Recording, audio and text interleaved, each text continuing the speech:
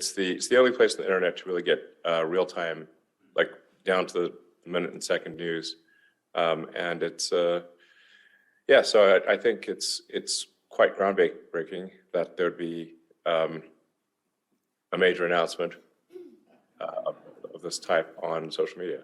So ranging from sort of on the left, moderate, to what's considered right.